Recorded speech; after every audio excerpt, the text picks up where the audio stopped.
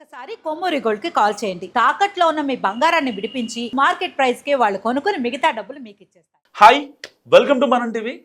కట్నం అడిగేవాడు గాడిద. నేను మీ జర్నలిస్ట్ మనోజ్. సునీత విలియమ్స్ ఈ పేరు వినగానే మనకు టక్కున గుర్తొచ్చేది ఆవిడ స్పేస్లో తేలియాడుతున్న దృశ్యాలు. సో బేసిక్గా ఆవిడ ఎక్కువ ఆ స్పేస్లోనే గడుపుతూ ఉంటారు కదా, అందరికీ తెలిసిన విషయమే. అండ్ ఆవిడ ఒక రికార్డ్ కూడా క్రియేట్ చేసింది. స్పేస్లోకి వెళ్ళిన తొలి మహిళా వ్యోమగామి. సో ఆడవాళ్ళు అంటే బోలెడు సమస్యలు ఉంటాయి, వాళ్ళకి శారీరక సమస్యలు, ఫిజికల్గా చాలా ఇబ్బందులు పడుతూ ఉంటారు. సో ఇప్పుడు అలాంటి ఒక నెక్స్ట్ లెవెల్ పర్సనాలిటీ కీలక డెసిషన్ తీసుకుంది. సో నాసా నుంచి రిటైర్మెంట్ ప్రకటించారు ఆవిడ. ఎందుకు ప్రకటించారంటే 60 ఏళ్ల సునీత 1998లో నాసాలో చేరారు. 27 ఏళ్లుగా బాధ్యతలు నిర్వర్తించిన ఆమె మొత్తం 3 మిషన్లో భాగంగా అంతర్జాతీయ అంతరిక్ష కేంద్రానికి వెళ్ళారు. మొత్తం 608 రోజులు అంతరిక్షంలో గడిపారు. 9 సార్లు స్పేస్ వాక్ చేశారు.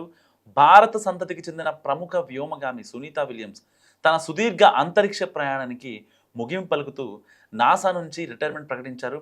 ఈ నిర్ణయం గతేడాది డిసెంబర్ 27 నుంచే అమల్లోకి వచ్చినట్లు నాసా అధికారికంగా ధృవీకరించింది. 1998లో నాసాలో చేరిన ఆమె గత 27 ఏళ్లుగా అంతరిక్ష పరిశోధన రంగంలో అద్భుతమైన సేవలు అందించారు. ఒక భారతీయ మూలాలున్న మహిళగా ప్రపంచవ్యాప్తంగా మిలియన్ల మందికి ఆమె స్ఫూర్తిగా నిలిచారు. సునీత విలియమ్స్ తన కెరీర్లో మొత్తం 3 సార్లు ఐఎస్ఎస్కి వెళ్ళారు. సో ఆమె తన పూర్తి కెరీర్లో 608 రోజులు అంతరిక్షంలో గడిపి రికార్డ్ క్రియేట్ చేశారు.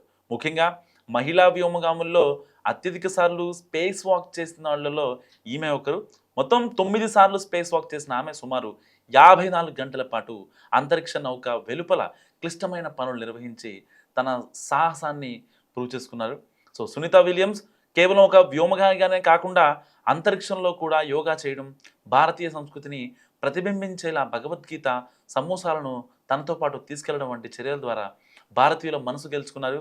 60 ఏళ్ల వయసులో ఆమె తీసుకున్న ఈ రిటైర్మెంట్ నిర్ణయంతో ఒక శకం ముగిసింది. నాసా ఆమె సేవలను కొనియాడుతూ భవిష్యత్ వ్యోమగాములకు ఆమె ఒక మార్గదర్శిగా నిలుస్తారని నాసా పేర్కొంది.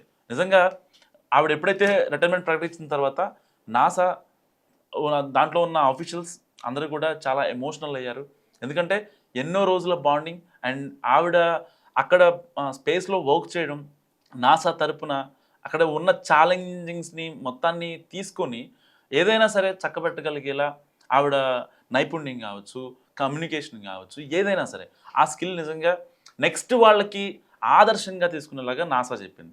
ఇప్పటి వరకు నాసాలో చాలామంది సైంటిస్టులు కావచ్చు, ఇంకా వ్యోమగాములు కావచ్చు రిటైర్ అయినప్పటికీ కేవలం సునీత విలియమ్స్ బయటకు వస్తుంటే అక్కడి అధికారులు లేకపోతే సైంటిస్టులు కావచ్చు, అక్కడ అఫీషియల్స్ ఎవరైనా సరే వాళ్ళలో ఒక భావోద్వేగ భరితమైన ఒక ప్రసంగం కావచ్చు, లేకపోతే వాళ్ళ కళ్ళల్లో ఆ యొక్క బాధ కావచ్చు చాలా క్రిస్టల్ క్లియర్గా కనిపించింది.